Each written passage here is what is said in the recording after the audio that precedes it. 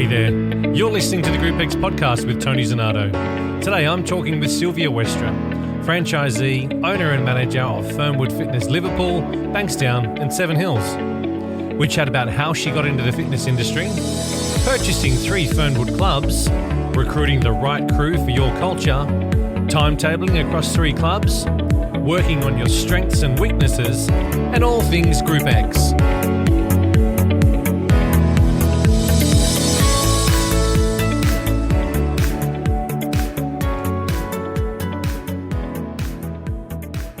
Sylvia, thank you. Thank you so much for joining me, man. I really appreciate you taking your time to come on the show and have a chat to me.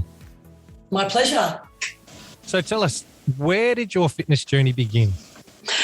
Oh, my fitness journey. Well, if we go back to at least 30 years ago, I was around 18, 19 years. I just had a passion for fitness where I wanted to be the instructor.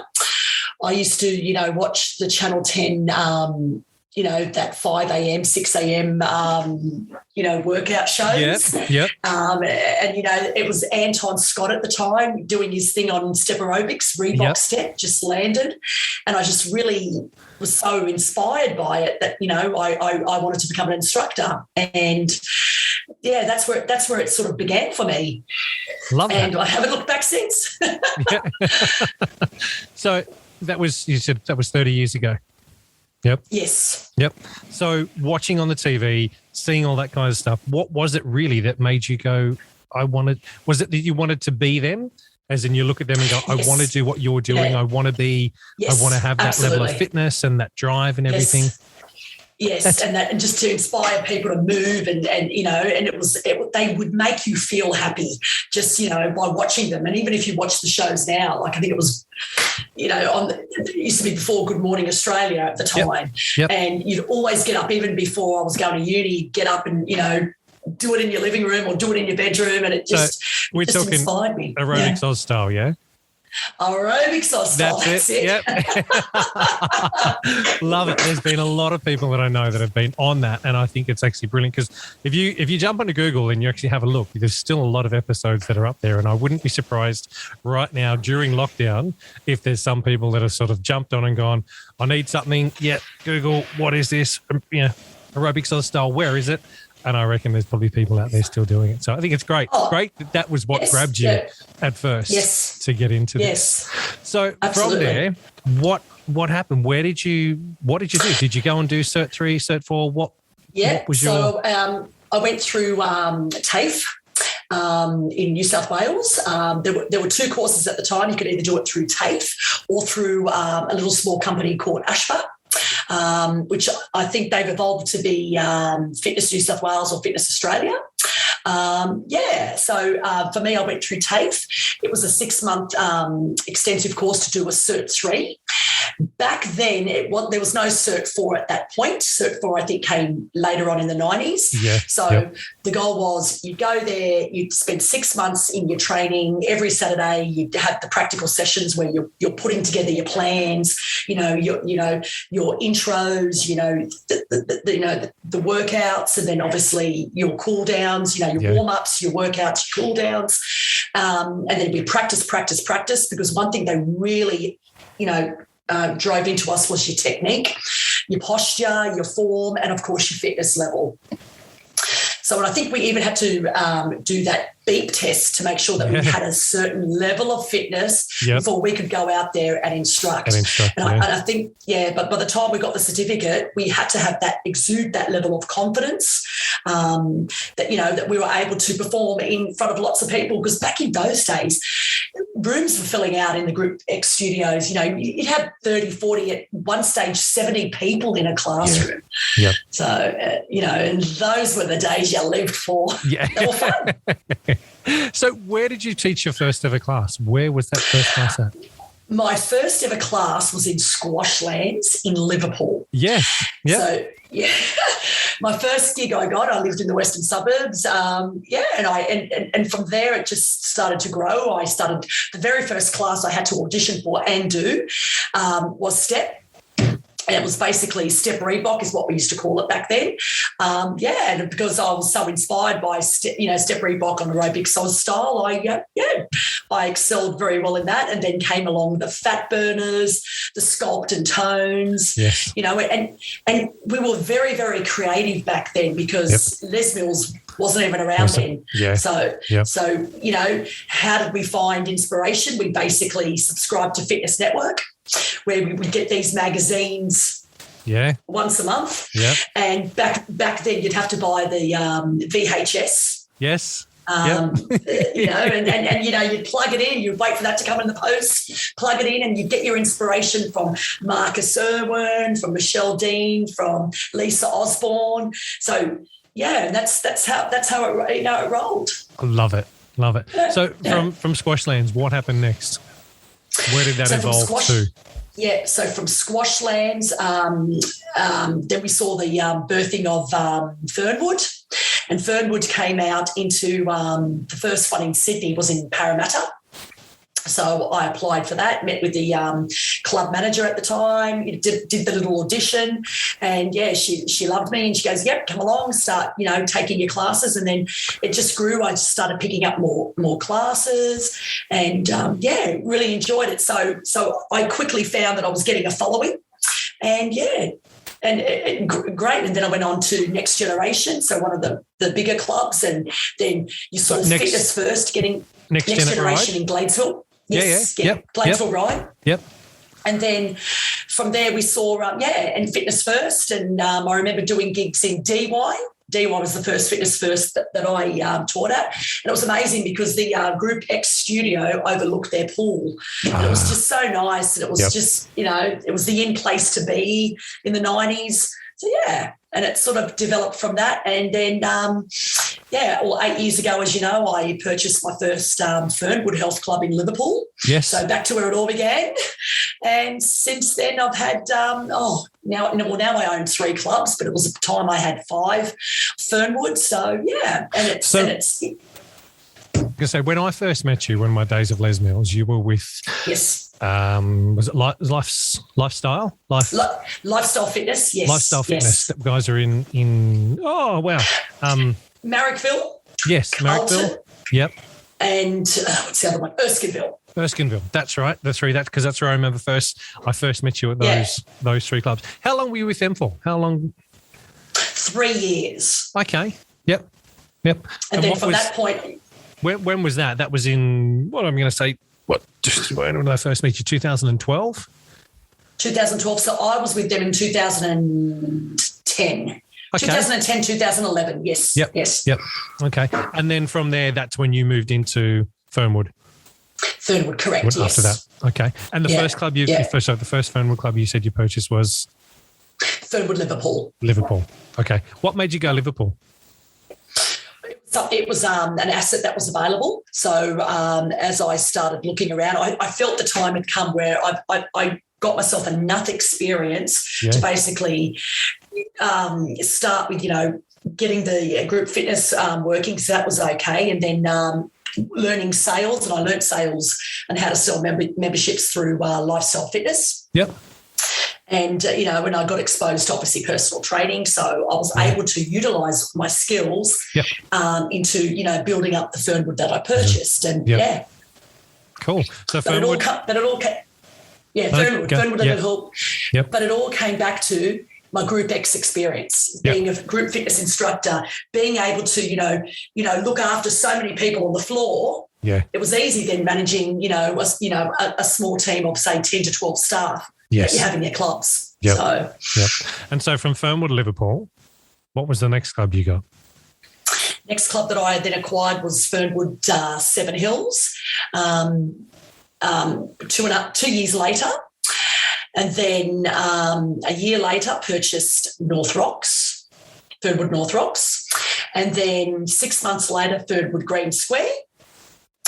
And then 2 years later, I virtually built Fernwood Bankstown from scratch. Yes. Now that's in the old Fitness First. Is that correct? Yes, so that Fitness First Bankstown used to be there, and some people might know it as the old Christie Centre. That site is now called the Homebaker Centre. So when Fitness First closed their doors, they emptied out basically set up the whole fit out into a shell. I got approached, would I consider doing this? And I thought, yeah, why not? I've always wanted to start from scratch, because I think when you do start a health club from scratch, you get it's all about you now. It's your input, it's your flavour, it's it's your vision, and you can really see it flourish. So that's what happened. Cool. So tell me about Fernwood, and tell me about your journey through the Fernwood franchises. What was the first appealing thing that made you go, you know what, yes, I want to be involved in this franchise. I want to jump into a female-only gym. Obviously, as I was working through Fernwood Parramatta, I could see that the owners, the franchise owners, were, they had the support from their head office. So it can be very scary and daunting going from, say, group fitness managing a club like Lifestyle Fitness into then owning your own, putting, your house, on the line for it, putting all your finance into it. So when I felt comfortable that I had the support from head office, I knew, okay, I can make this work. So, and of course, flew to Melbourne a few times because that's where our head office is located. And they just really put my mind at ease because they had the systems and they had the processes. And I thought, well, it was a good fit for me because I basically had my knowledge. I had sales background. I had my group fitness knowledge. I had their support. So it was just a matter of marrying the two together, following the systems, and then recipe for success. And I'm here to take, 5 clubs later. Yeah. It works. And why all female? I just think because I've worked, obviously, being female myself, easier to connect with Yep. I remember sitting down with you when it must have just been Liverpool at that stage. When I was at Days of Les Mills, and sitting down with you and Anton chatting, and the I suppose the passion and drive that you have for what you do is, I'm going to say, absolutely amazing. Yeah, from coming from the side of the industry where I've come from, and at that stage with Les Mills, getting to meet a ton of people, traveling New South Wales and WA and getting to know as many people as I did. There was a key group of people that I've obviously formed a friendship with and kept that friendship with them. So, and you and Anton are one of those group of people as well. And the fact that I met you, even though that was a business relationship, we became friends because I think there was a common ground that was there. Yep. I got to understand you. I got to understand Anton. I got to understand your business and understand the challenges you were going through, but also shared the passion and drive that you've got. And it's so refreshing when you come across people like that as well. It's the thing that I've enjoyed, honestly, seeing and watching is you develop and grow from when I first met you at Lifestyle to where you are now. The confidence that you have is I can't find the right words to describe it, but it's amazing to sit back and watch the Sylvia that I knew then to the Sylvia that is here right now in front of me talking to me. You've grown, you've understood everything there is in group fitness, but as you said, running a business and putting everything on the line and taking a massive gamble, because there is the chance that it might not have worked for you. You could have put it all up there and gone, oh crap, hang on, this hasn't worked. This is the wrong thing to do. But you've taken those chances. And I think that's a very brave thing to do. I think there's more people out there that I think should probably give it a go and get out there and go, hey, give this a shot. If you love what you do and your passion will shine through and you're doing the right thing because you're followed by your heart and your head. Yeah. And you can see it because they keep coming back. It's all about retention now, in the fitness industry. There's a lot of pop-up, clubs that come up or little small studios, but what they want to come to is they want to be greeted at the door. And members want basically top-notch group fitness classes. They want that. They want to see their favourite instructor. They want to see that class. They want to see body combat at 6:30 on a Monday evening. And that's their class. And they want to see pumps and they want to see the freestyle stuff. So you basically understand what your member wants, what your client wants, and accommodate them. And you know what? They're happy. And then give it all your best. Yes. Yeah. And support others that have the same drive. So all our instructors, they come through us, we still audition them because we want to make sure that they have the drive and passion in delivering top-notch group fitness classes. Yeah. They've got to be, and this is a conversation I had last week, and the podcast that I did last week hasn't gone live yet. It'll be going live on Monday, but it was around that and making sure that you have the right fit of instructors. I think gone are those days, and we were saying gone are the days of, can you teach on Tuesday at 9:30? Yeah, I can. Cool. Come on in. You can't do that anymore. This day and age, and right now in this industry and where we are, your instructor has to be the right fit. Just because they can teach doesn't mean that they're the right fit. I mean, there's that many instructors still out there that are trained and can do it, but unless that instructor believes in what you believe and he's on board with your vision and your mission and your values, your goals and everything, great, they can come and teach, but are they really going to help your business grow and prosper? No. They're probably going to do more damage than good because they're not the right fit. Yes, they can teach. Fantastic. And yes, they could probably, pull 15, 20 people in, but long term, they're just going to rock up, they're just going to teach, and they're going to walk away. But if you've got an instructor that rocks up, hangs around before class, teaches that class, finishes that class, and is still hanging around, and then, let's go for a coffee or let's go whatever. Ticking boxes all over the shop. That's a keeper as an instructor, but also that's someone that is part of your team and has embraced what you're trying to do and go, hey, yes. Thank you. Yeah, the instructor's not just coming in just to do their spot and see you later. When I used to work at Next Generation in Ryde, they had a coffee shop right in the premises. So after that 10:30 Zumba class was done, we were downstairs and there was a group of us. And even in my Fernwoods, when I teach a class, I used to do this on Wednesdays. We used to call it Wellness Wednesdays. I teach a 9:30 Zumba class, 10:30 came, right, let's go downstairs and have a coffee and we debrief, not just about the class, but just about life in general. And I think, and it's funny because I did that just before the first lockdown, and it started with 2 people and it grew to 15. Awesome. 15 regular people just coming, and even if they didn't do the class, people knew, there's Sylvia, her class has just finished. Let's go next door. Let's go. So and it just grew, and it's like, and something like that, you just, it's magic. You can't buy that. No, I was going to say that's culture that you've created in that space. That you can't buy that. You can't. The instructor or whoever's in that position in front of those people needs to have that passion and drive to want to connect with the participants. And I think, and nothing against most of the instructors these days, because I think the instructors, as a full-time instructor, a lot of them have a lot on. If they're teaching 20, 30 classes a week, they've got to get from place A to place B, and it's got to be fast, and they're limited on time and all that kind of stuff. And I think there's not many that are full-time instructors anymore that just do instructing. I think that pool is getting smaller and smaller and smaller. Yes. Because for whatever reason, whether it's clubs not paying top dollar for their instructor, or there's that many classes on the timetable that people are starting to spread too thin, or they've trained in umpteen different programs, 15 odd different programs. And I think, you know what, I'm getting a bit older now and I don't want to teach that one, and that one anymore. I'll just stoke into these 2 or 3. So everything changes. But I think it's hard to find that instructor that is that person that gels with everyone and does what you're doing and creates that culture. So from me to you, don't stop. Yep.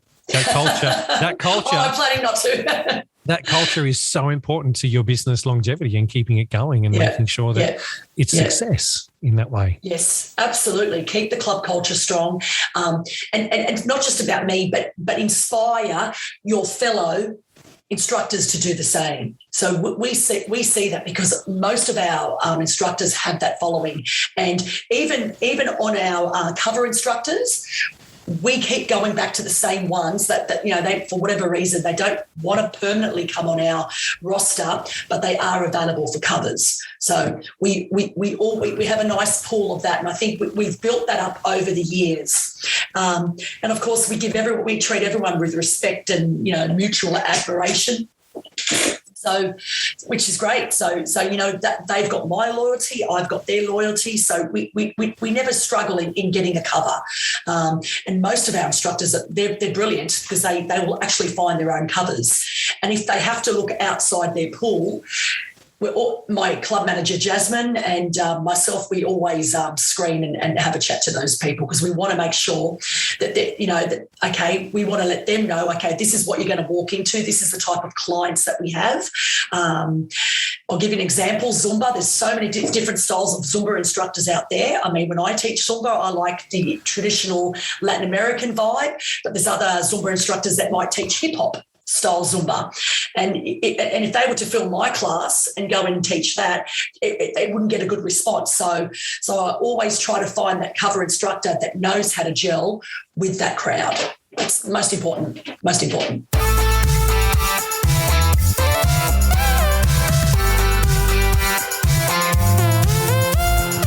So how many gyms have you got into your portfolio at the moment? The 3?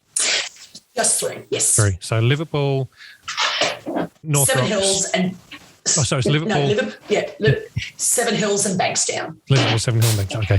Now, I'm still getting my head around Sydney suburbs, even though, yes, I did in Les Mills for 5 years. I would just type it into NavMed and just drive wherever you told me to go. So how close are those 3 centres to each other? Okay, so you've got southwest Sydney, so you're looking at Bankstown, and then you've got Liverpool. So Liverpool to Bankstown, you're probably looking at 15 minutes apart. Okay. But then you've got Seven Hills, which is basically the western suburbs. So 40 minutes away from Liverpool and Bankstown, 45 minutes. So my question is going to be then, do you have instructors that work between all 3 that work? Absolutely, we do, yes. Okay. Yes. Cool. And can your members go from one club to the other? Have you got Yep. We are a 24/7 system. So with their 24/7 activation kit, the fob, they just swipe through, and we see a lot of that because even today you're seeing they'll go between clubs, and this is how we've set our timetable up. If there's a Zumba class on, say, for example, in Liverpool, there won't be that Zumba class on at Seven Hills or Bankstown. So we mix it around. We even allow those instructors, please go there, go to each other's clubs. And, there's probably at least 3 or 4 that teach between all my clubs. Now, is that for your members? Can they go to any Fernwood? Or is it just between the 3 because... They do have sister passes, so they could go, say, to Miranda if they wanted to, 24 times a year in their membership. Okay. Yep. But with the 3 you've got, they can go to any at any time? Yep. It's not... Unlimited. Okay. Unlimited, yeah. Brilliant. Yep. Okay, cool. I just wanted to get my head around that because, as I said, not knowing the suburbs, but trying to understand a little bit more around your members there as well. Now, your member, that sounds really bad, Tony. Who is your typical member? What age bracket and what sort of demographic have you got? So you're looking anywhere between early 20s to up to 40s, but then we've even got I think our oldest member in our Seven Hills Club is 81. Brilliant. A retired nurse, and amazing. Does personal training 3 times a week, and gets involved in all the classes. So her name's Connie. She's amazing, and she inspires us all because you look at her, she doesn't even look 81. Her posture's amazing, tall and lean, and she really looks after herself. Good to see. Brilliant, good. So your average member, what age bracket are you going to say? Okay, I'd say you would have a look at that bell curve and sort of go, this is where they are. They're at this age. 32, 33. Okay. Yep. And so demographic career, is in career-wise or the career-wise, they would. Yes, obviously the morning crowd, you see the mums, with the young children and toddlers, hence why we have a creche service, which is so important, creche day and night. And then you've got obviously, the working woman, and they usually come after 5:30, 6 o'clock. So therefore you've got to table your classes in the right way on the timetable to accommodate for those needs. Then you've got the early birds that like a 6 o'clock workout, and they're always the diehards. They want to go in there. They want to work. They want to sweat. They want to have a shower and be ready. Leave at 7 to catch that train to go to work. Yeah. So you've mentioned there about your timetable. I want to delve into that a little bit as well. You've said that the timetable for each of your 3 clubs gel, so they all work in. So you don't have the same class on at the same time. Yeah, the other they work in sync. So yeah, they work in sync.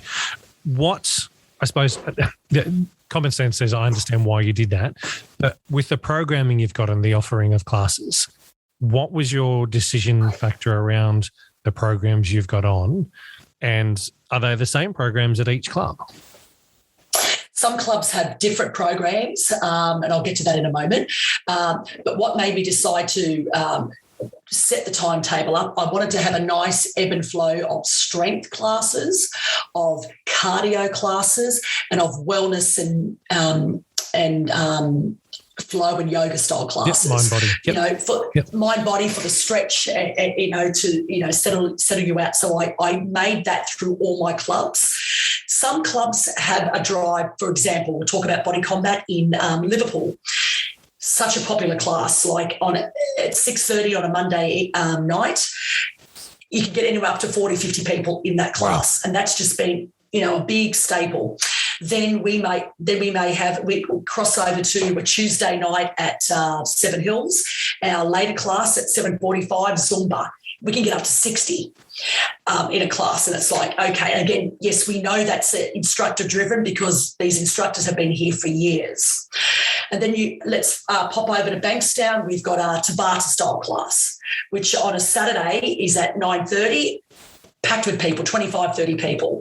So the demographics of each of the clubs sort of does dictate what they like to see more of. So when I look at that, when I look at those numbers, in the timetabling, I make sure, okay, I'll probably have more of the Tabata style and the high energy classes at Bankstown. I'll have more of the strength and the combat style classes at Liverpool, and in Seven Hills I'll have more of the Zumba and now the new bar concept, ballet bar, beret bar, and Pilates reformer, which is kicking off. So you see what you watch your members, you see your participants, you see what's driving those classes, and then I always ask myself, well, is it instructor driven? Is it time slot driven? Is it, what's the norm? So I have to look at all that closely. All our instructors, I've got to say, are passionate and dedicated, because otherwise they wouldn't be on our timetable. Yeah. So we know we've got top-notch instructors. So a lot of what's going on in a suburb and in the mentality and the culture of a suburb, you have to bring that in to your group fitness room. Definitely. Does nationality play a big part in those 3 different centres? Yeah. I would say so. So we have a high, let's talk about Bankstown, we have a high Muslim population. 99% of my members are Muslim. So they are liking all that Tabata stuff, that high intensity sort of stuff. They also then like strong workouts on the gym floor. So, every second machine has to be, accommodating your hips, your thighs and your booty. They're loving that. We put a special booty band class on just for our Bankstown members. Excellent. Packed. We've got an amazing instructor, Tracy Lee. And she just, kicks some amazing goals. And, she's been longer in the industry than I have. So I've been in the industry for 30 years. Tracy Lee, that was at Condell Park? Yes. Okay, cool. Yes. Please say hello to her for me. I haven't seen her in years.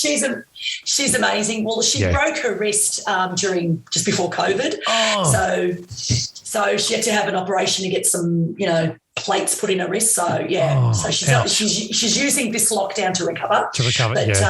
But, she's amazing. Yeah. Cool. So at each of those clubs, then you would still say that age demographic is still that early 30s at each of the clubs? Yep. Yes. Cool. Okay. I like the fact that you know that. And it may sound silly when I say that. Some people listening may go, Tony, of course they're going to know that. There are so many clubs out there that still don't know who their member are. Which is why I ask to make sure that, you know who your member is. If not, I'd then say to you, okay, have a look at this, or, let's suss this out. But knowing that you know your member, I think, is another reason why your clubs are as successful as they are. Yep, they are. Yeah, definitely. You've got it down. It sounds like your timetable's right. It sounds like you know what and you're listening to your members as well. Those things are key, because it's not going to happen for you, is it? It's not going to work properly. No, and it's not just, let's just put a suggestion box out on the table. Like, I think because anyone's going to write anything what they want. But I think as an owner, have a presence in your club, be available, because people are going to want to know who you are. And because I can walk into any of my club, they do know who I am. And they feel comfortable to even speak to me. Oh, can we have this? Can we have that? Or if we did get a fill instructor that they absolutely fell in love with, they won't hesitate to tell me. And they'll also won't hesitate to tell me if an instructor is not performing so well. And sometimes, I always say this, you're only as good as your last class you taught. And if you're an instructor and you're coming in having a bad day and you're just going through the motions, your members will pick up on it. Participants will pick up on it. And you know what? If they don't see me, they're going to go straight to reception. And they'll be the ones to, and that still happens. It happened 20 years ago. It happened 30 years ago. It's still happening today. Members want to be heard. So have your forum, be there for them so you can listen to them and be able to take even criticism. Sometimes they say, oh, I think you're doing this wrong. And I say, well, okay. So I stop and I pause. I said, well, please tell me, what is it that you don't like about the way I've got the gym floor set up, or all this? Tell me so I can get an understanding. So, and we can see what we can do. How often are you in each of your clubs? You got the three. How do you split your week? So I am in my clubs virtually every day. I've put a lockdown aside. I've only recently started taking Sundays off because I used to teach a lot on Sundays, but now that's my day off. But I am in the club every day. Because I live out in the Sutherland Shire, it's easier for me to get to Liverpool first. So I usually start my day at Liverpool, where I start myself getting trained. I have a personal trainer, which is great. I need that basically to get me kick-starting and, and I love working out with other people and learning, because I always learn from my staff.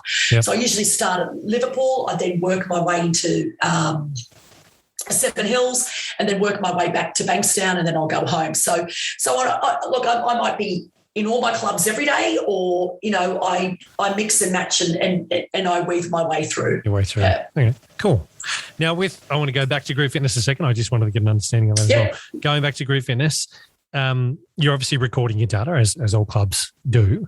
How often are you looking at it to assess what's going on? Do you sort of give it 4, 6, 12, 8 weeks? What is it until you sort of go, oh, wow, the numbers have dropped there, or wow, that's fantastic, we need to throw some more on? How often are you assessing? Yeah, we look at the numbers every week, because I'm also on the timetable. So like all the other instructors, I'm an instructor as well. So after every class, I'll write the numbers in the book, in the group fitness folder, all right? And I'm always glancing, and then as I'm writing, I always turn back a page. I'm thinking, okay, so you can see the pattern. If a class is not doing so well, like we might say have 7 or 8 numbers, I always look at those slots and say, okay, is it because it's a morning class? Is it instructor? Is it just a bad time slot? What is it? For Bankstown, for example, that 5:45 time slot can sometimes be a little bit iffy, because obviously being a highly populated Muslim area, but they have a lot of children. So what happens usually around 5:30, they're either feeding their kids, they may be going to sport. So I can see why sometimes that time slot doesn't work. So what we've decided to do, we might only have 1 or 2 classes at that time slot, and then we start to have later classes. Okay. Whereas if we cross over to Seven Hills, I've got 4:45 classes Monday through to Friday. Oh, wow. Because, I think maybe the demographics there, they maybe have 1 or 2 children that are now teenagers. So they, the kids can fend for themselves. Boom, they'll go and do it.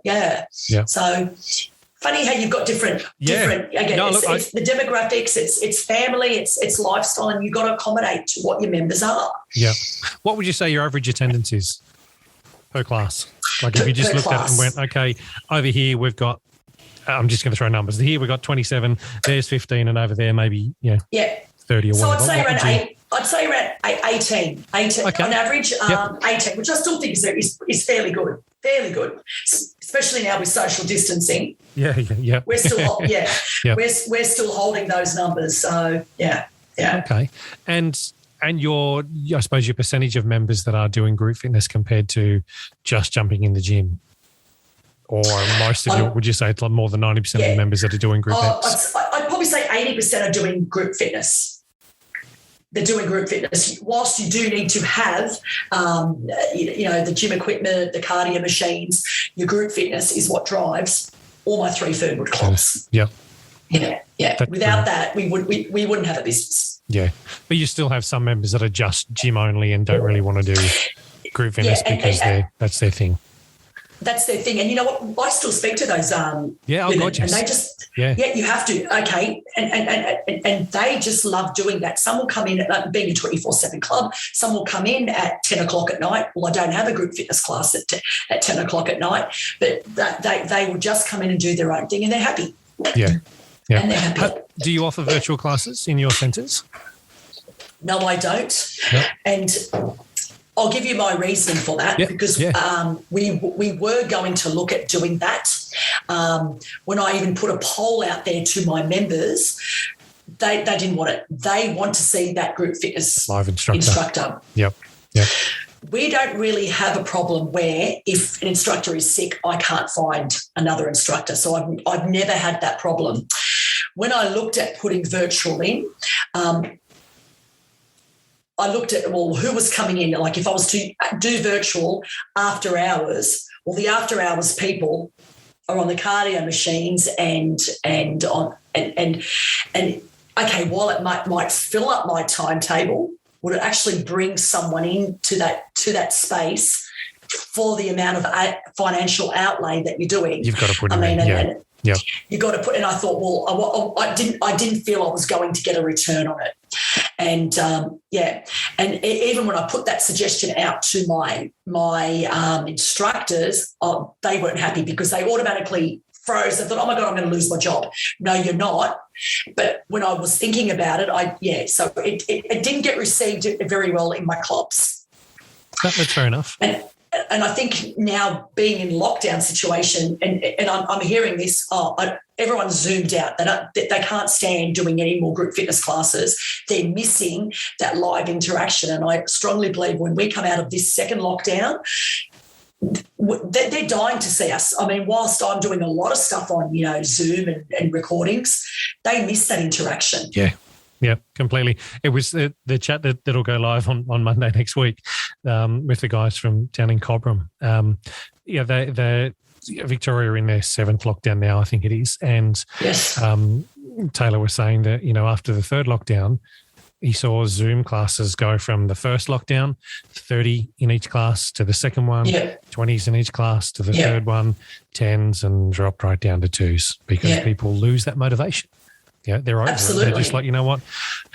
No, I prefer to do something else today. And it's a big thing around keeping that engagement with your members. And I said to him, I said, are you going to look at doing something differently? And they are, but they aren't in that regards. And that was one thing I'm going to ask you as well, that you have done, and I've been following what you do with the Zoom stuff and through your Facebook stuff when you're promoting it. Do you think that with the lockdown that we're in now, when it comes out, and let's be realistic, I'm pretty sure that this isn't going to be the last time we go into lockdown. There's going to be some form of restriction for the God knows how long. Let's be realistic about it. Even though, they're saying they're going to open up and everyone's going to have double jabs and all that kind of stuff. We'll leave that alone. But I think that we're going to have more restrictions, whether short periods of time or whatever they may be. Yes. Yeah.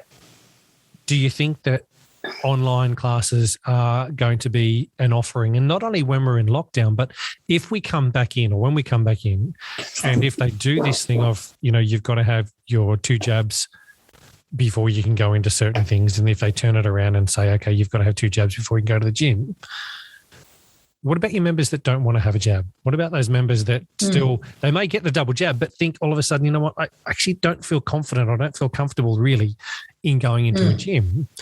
Do you think that we'd need to still offer them online classes or some form of online membership? Yes, I would still have that as an option, and our Fern would do that brilliantly as well. We have a Fernwood app, we have an online platform as well. They're pre-recorded sessions, and they're always pre-recording stuff. The pre-recordings are done in our group fitness studios. So at least when they're ready, we make that connection with that member that they can always come back when they feel ready. But to answer your question, yes, I do see some sort of online, but it's not the be all and end all. No, we're humans. Yeah. We need that interaction. 100%. There's always going to be those that are, you know what? Yeah, great. I'm going into the gym no matter what. But I think we're going to find more so a percentage of people that will turn around and go, I'm not confident yet in going back into a gym. Yeah. And I had a conversation with a mate the other day, and it was like, okay, maybe is it that moving forward, when you have as an example, a 9:30 a.m. body attack class on in your club, film it. Could it be live? Could there be a camera up the top there in your studio that is live and filming what you're doing, so that that person that's at home is still connected in some way, because it's live and it's not a recording of them going, oh, it's 9:47. Yeah, okay, I'll go and press play. No, the class is at 9:30. They've done it, and it's live because they want Sylvia to teach. But they also know that the ladies that they used to go to the gym with are in that class as well. They might not be there, but they still feel a bit more confident in doing that and having that technology that is, you know, it's a closed group, so it's not an open thing that's free. Your members still need to pay for it. They're paying a membership that might be a different membership than those that are paying that access to club in that way. Maybe a couple of dollars cheaper or however that's worked out.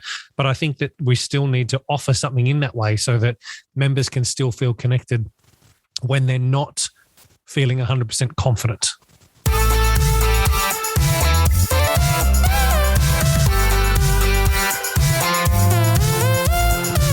That's exactly right. And I was just having that conversation with Anton the other day about that. Maybe we do that, where we just put a simple camera and then, you know, have a little online timetable where those members that feel uncomfortable coming in can see, all right, there's Danielle's 9:30 Thursday body attack class, and the camera's just on her. And so, and they do tune in, absolutely. See, that's exactly what I'm doing now in lockdown on our private members and guests Facebook group. They basically have a timetable that we post every Sunday for the following week, and all those recorded classes that we did in the first lockdown, I'm now giving to my members and guests on that. Yeah, I'm pushing that, and they're still doing it. So. Have you got your members still paying membership at the moment, or is it how is that? No, work I've put all my members on hold, and that was our commitment to them, because obviously a lot of our members have lost their jobs or have been stood down and are on the disaster payments. So we thought, well, no, we can't be charging. So being such a big club that we are, it was hard to sort of say, okay, we'll charge a certain percentage, and then you end up having this, you know, haves and the have-nots, and we didn't want that. Yeah, yep. No, that's cool. And that's interesting you say that, because there's some of the other clubs that I've spoken to, or some of the other people I've spoken to since starting the podcast, there's been some people that have gone, no, you know, our system said, no, we couldn't do it. We couldn't charge some and charge others. We just had to turn everybody off. And then others have gone, no, we did that. But then we've had members that have gone around and said, actually, can you keep my membership going? I'd like to be able to still support you in some way. Can you please keep that going and keep it running in it? So, and I get a lot of that. I get a lot of members in private messaging me, hey, can you activate my membership? And I say, look, I don't want your money now. That's fine, thank you. I mean, it's beautiful, and we are very touched that they're doing that. But I just want to treat everyone equal. Yeah, I think that's respectable, Sylvia. I really do. It shows that you're giving something back to your members who are giving something to you anyway. And I think that's unique. And you know your members though. You know them. Yeah. If you were to turn around and say to them, sorry guys, you're going to be paying full access even though you're not coming in. Uproar. Absolute uproar. Yeah. And thank you, I'll just cancel my membership. Exactly. Which we're not going through that. So I'm more than confident when we open our doors, you know, they're going to come back and they're going to want to come back. Yeah. That's the thing that lockdown last year, when it happened, it shook everybody. You know, I was talking to a mate that I was having a chat to today, and he works not in our industry, in something completely different. But he said, Tony, this lockdown feels very different to what we went through last year. And I said, yeah, it does. And I said, what do you think that is? And he said, it's primarily because last year we were all in it together. Yep. When March hit last year, the country went into the whole yes, right. yeah. That's it. Stop. Yeah. And then all of a sudden it was like, and I can't even remember how long it was. That's the weird thing about it. I'm going to say it was probably 8 to 12 weeks, somewhere around that period. And then we were slowly coming out. Yeah, we're able to go and do stuff. Gyms didn't open up for quite some time. And when they did, then there was the 4 square meter rule, or you could only start with 10 people outdoors. And I remember all of that sort of stuff happening. But this time for us, I think it's quite different in the fact that we're still seeing other parts. At first, we saw other parts of the state not in lockdown. So the Sydney and the LGAs were all in. We couldn't do things. But then for me down here in Wollongong, I was staring. So you could sit here and stare at Kiama and go, hang on a second, you bastards are still open and doing everything. But yet come this way to Albion Park or Shellharbour, no, we can't do anything. It's like, and that I think has been a challenge mentally for a lot of people with this lockdown to sort of go, wow, okay. Yeah. And I think when that happened last year, when we all came out of lockdown, what I saw, and I was chatting to clubs, especially I didn't chat to see many in New South Wales, but in Queensland, clubs that had done an online offering or that had even rented out equipment saw that they were getting members coming back, where those that didn't have an online offering struggled to get members back. And even those that there's some clubs out there that did an online offering, members didn't come back. If the club didn't really do anything major, like didn't upgrade anything or didn't improve and do things and take the opportunity during lockdown to improve on things that they were doing, they've found that members aren't there. But then some that are down the road, can be an earning K or two down the road, are thriving and having group exercise attendance through the damn roof. All of a sudden, it's like, wow, okay. I think what it did for the industry was it shook us up and made everyone realize, oh, hang on a second. I've had a gym membership for 4 years, but I've never gone. I'm going to start using it. Oh, hang on a second. I haven't used it, but that club didn't do anything for me for 4 years. They just took my money. I'm going to go and find something else out there and something that's new and shiny, because I've realized that I need to be fit and healthy now in this COVID environment. I need to look after myself. Cool, I'm going to do it. Yeah, I still can't get my head around the club that even though, yes, they may have done something online, but now they're struggling with attendance. Their attendance is where it was before, say 15 people per class. Now they're struggling to get 1s and 2s. But yet down the road, they've got they were having 20 people. Now they've got 40 people. Once restrictions are all lifted, they were like, yeah, this is fantastic. I can only say, whatever you do, make it consistent. So in the first lockdown, we were very consistent by offering online content and having a live social media presence. We did that. And when we then did open, we kept that presence going. We kept that constant vibe going. We opened up with all our classes back on the timetable. We didn't cut. And members were quite grateful. So then we had a full year of trade. And we saw amazing growth in our clubs in this year. So obviously having this second lockdown, we're thinking, oh my God, what's going on here? From growing, exponentially to nothing. And it was like, okay, calm down, Sylvia. Now go back to your basics. What did you do the first lockdown? Okay, let's immediately put back those online classes. Let's immediately start doing lives again, and little things like that, and keep communicating with your member. And that's why I know I can confidently say that when we get out of this lockdown, whenever that will be, we will have... You'll have people coming back. Yeah. I'm not even worried about that. It might look a little different. Yes, we know it will, because this is different. Yeah. I think and I'm speculating when I say this, I could be talking about my butt, but I reckon before we had the 4 metre square rule, I think this time is going to change even more. Yeah. I don't mean to be the negative, the person here being negative about it, but I looking at what we went through last time, reopening back up now, and I think the challenges we're going to be facing, our I hate using the word landscape, but what word would you use instead of landscape? What's in front of us in our industry is going to change in that way, in the fact that, we may not have 20 people to a class anymore. It may be a lot less. It may be that for the next period of time, it's only going to be 10 to 15 people that can come into a class, or you can only have X amount of people in your gym at one time. And while I think gyms will suffer because of that, because we need X amount of members in the club in order for the club to open back up and be functioning properly, I do think that that's going to be something that we need to look at it and adapt in the way that we can offer our offering to those members in a different way that's going to still be able to be affordable for us to run, but also affordable for our members who want to come in and attractive for our members to come through. And once we know what those, particulars are of those restrictions, that's when we then immediately get the timetable.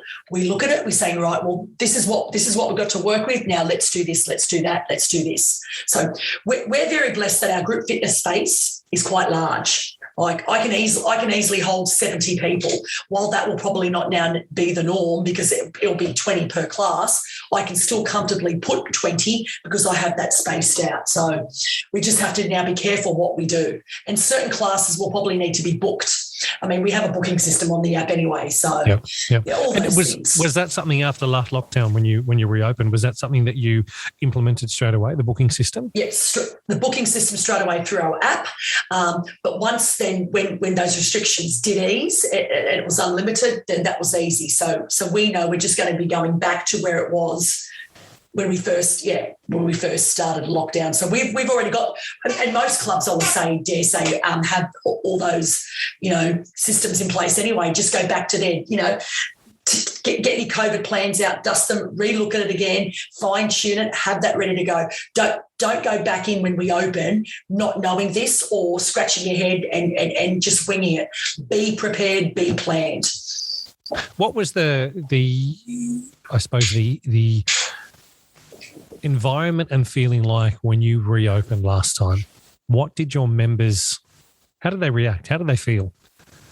Were they cautious or were they just like, yep, get in here. I don't care if there's 40 odd people around me, whatever. They were excited.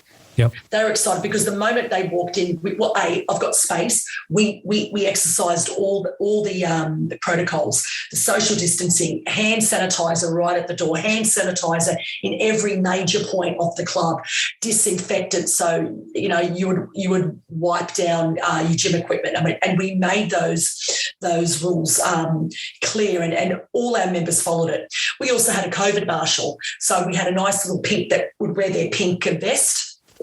So they were always on duty, so you could clearly see who that person was. Yeah. And of course, we always have a professional cleaner, that's disinfecting, on every shift. So our members felt comfortable and safe that they're walking into such clean and hygienic environment. So did you have any members that freaked? And if so, how did you handle that? Maybe one or two, and then they were the conversations that either I had on the phone or my staff, across from the reception counter. So most were worried about catching the virus at the time.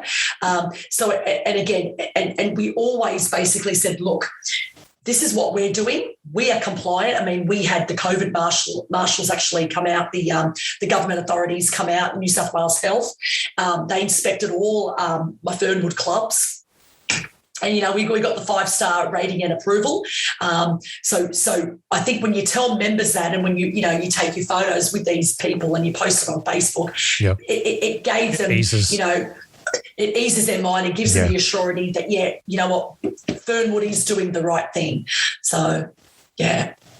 So what's next? What happens next in for when we open up? What are your plans? What are your thoughts? What are you thinking the future is for your 3 clubs and for you?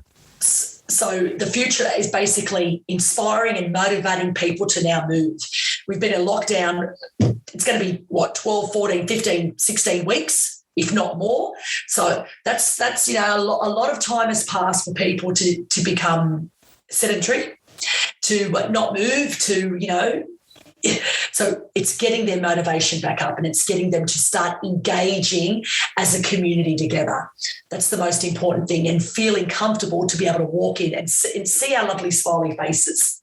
So my role will be basically to unite basically all our members with instructors, with personal trainers, with the staff of our clubs, and get them back into the groove. Because whilst I'm a business owner and a gym owner, I can go into my clubs. My staff can't. They're stuck at home. So I've sort of got the luxury. I can leave my house and go to my clubs because I've got that work permit to do so. So which I'm loving, in fact, because I get to work out in my clubs every day, and I've got the whole gym to myself. But I'm aware that others don't have that luxury, so they're probably sitting at home going stir crazy. So I want to welcome them back in. I want them to feel at ease, and I want them to let's pick up again, kick off where we last started. What about programs? Is there anything new on the horizon for you that you're looking at bringing in or doing? So Pilates Reformer, I do have that in my Seven Hills Club. I do want to bring that into my Bankstown and my Liverpool Club and the ballet bar, beret bar style workouts. So that's the next thing I'm going to bring in on the horizon, and working on the wellness, the mental wellness through the mind-body experience that I want to sort of really... Cool. What about, is there any new HIIT programs, anything like that you guys are looking at doing for those? Well, and we always look at new stuff that comes, out there on the horizon. We always see what's new out there. And we introduced in the last lockdown penalty box. That's a new concept that came from America. Basically, you're doing your 45-minute HIIT classes to this little square, cardboard square grid. And, so I'm always looking at new stuff that, that brings a new level of inspiration to the clubs. Awesome. Cool. What's next for Sylvia? That's what's next for your clubs. What's next for Sylvia? What's Sylvia got in store for the future? Well, I'm still going to be working as an instructor. Still motivating, inspiring. I am moving into the education sphere where I love educating new people on even how to become an instructor. So I did my certificate in workplace safety and training. So I've got that under my belt now. So watch this space. So I may be teaching the next generation of instructors to be instructors. Love it. And what, are you doing stuff with Fernwood head office? Are you helping other clubs in that regards? Doing stuff? Yes. So they've just acquired Division X. So that's just come on the on their scope at the moment. They have asked me to be involved in that, and also to promote their wellness space as well in the mind, body, and the Pilates Reformer. Awesome. So again, it's all that education area where I'm looking at getting into. That sounds exciting. I'm looking forward to seeing what comes up in that space. That sounds really great. Thank you. Is there anything that you want to share with anyone that might be listening around challenges that you have faced that you think you handled exceptionally well, and other people, other clubs or people that are listening may be able to take away some good points from some challenges you faced? I think, face each challenge as it comes. I mean, because we've all got our strengths and weaknesses. Work on your strengths, have a look at your weaknesses as well, and see what you can do better. Watch everybody, learn from each other. That's the best thing that you can do for yourself. And don't be afraid to ask the questions. I help mentor a few of the franchisees of Fernwood in our Melbourne clubs. I mean, they've had the worst lockdowns out of all of us, so they're a little bit flat. So we're always getting together every 2 to 3 weeks just to touch on basically, the business side of things. So putting the group fitness and the personal training aspect aside, just on the financials, know your financials. Make sure your taxes are up to date. Seek that financial advice from your financial advisors. Have that squeaky clean, because once you've got that squeaky clean, once you've got your rents sorted out and all that, you can then move to the other level, because once you take that stress off yourself, you'll be able to focus on building up the culture in your club. Yeah. Have you come across any challenges in your time in the last 8 years that you've at that stage gone, crap, how am I going to deal with this? And how did you deal with it? Has there been anything specific that really sticks out in your mind of a challenge? Now, whether that be instructors' issues or whether it be members' issues or anything at all, is there anything you can think of during your time that you've had a challenge around that you face head on and went, oh. Yeah. Okay. So obviously, and I pride myself, on running great group fitness classes, a great space where women can train. And sometimes you just might get that member that wants to cancel and they don't want to, pay out their cancellation fees or their contract fees. And then they start basically, hounding you on Facebook or, giving you a negative review and stuff like that. And I did have one member in particular that was like that, and she just wouldn't let up, and then try to take me to the ACCC or fair trading, and we did end up going down that space, but it all got resolved because basically I hadn't done anything, and I guess it was for me an eye-opener that, there's always going to be that, that disgruntled member that obviously, for whatever reason didn't get what she wanted, i.e. to avoid paying her membership fees. And some people will do that. So I just took a step at a time, and I just stay true to my beliefs because I did provide the service. So things like that, and it may work also with your staff. Sometimes you find that your staff are not on the same page as you, and they've got their own beliefs and their own opinions. And if it's not working, they start rallying up the members against you. I've had that a few times, but again, because I'm always on the gym floor or in the classes, I see what's going on. So I think if you're an owner that's not always in your club, you may struggle with that, because then if you're leaving, who's running the ship, so to speak? You see what I'm saying? And if you're leaving it to instructors to run this and, your club manager to run that, but you're not giving them leadership or guidance, they can finally take things, upon themselves to what they believe they're doing the right thing. And then once you come back in and you think, hang on, I don't like this, there's your conflict. So I think you've got to, I practice an open conversations. I practice being open and available for everyone with the door open policy. And I think that's the best way to be, because you'll always be able to then tackle any problems head on. Yeah. And I think it's almost like that. In a reasonable way. Yeah, you address the grey elephant. You address the elephant in the room. And exactly. Go, right, you know what? Yep, there's an issue. Right, let's sit down and talk about it. And I think a lot of, and that's not just with the fitness industry, but I think it's everything in life. Is that if you try and ignore it, it gets worse. But if you communicate and have that conversation with people, most of the time, communication. You can sort it out. You can sort out whatever it is. And I think that's some people will hide behind emails or hide behind this or hide behind that and social media and all that kind of stuff. But if you just strip it all down, get rid of all the crap and have a face-to-face conversation with someone, you're able to get it sorted out and put it to bed and go, and cool, and move forward. Whether it's amicable or not, but at least you can then address it.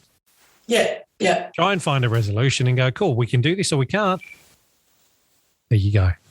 There you go. That's it. Yeah. Cool. Sylvia, thank you for joining me. Thank you for sitting down and having a chat with me and sharing your story. It's been greatly appreciated. Oh, I loved it. Thank you so much for having me on this show. And I hope I've motivated and inspired more people to even go and start their own health clubs and studios, because it's very rewarding. If anyone reaches out, anyone wants to know anything, wants to get in touch with Sylvia, please get in touch with me and I will get you guys in contact with Sylvia. But Sylvia, thank you. My pleasure. Thank you. Well, that's it for this chat. Next week, I'm chatting with Tim Graham, owner and manager of Integrity Group Fitness in Ballarat. We discuss challenges of being a boutique gym, music selection, and group fitness programming. Until then, stay safe. Chat soon.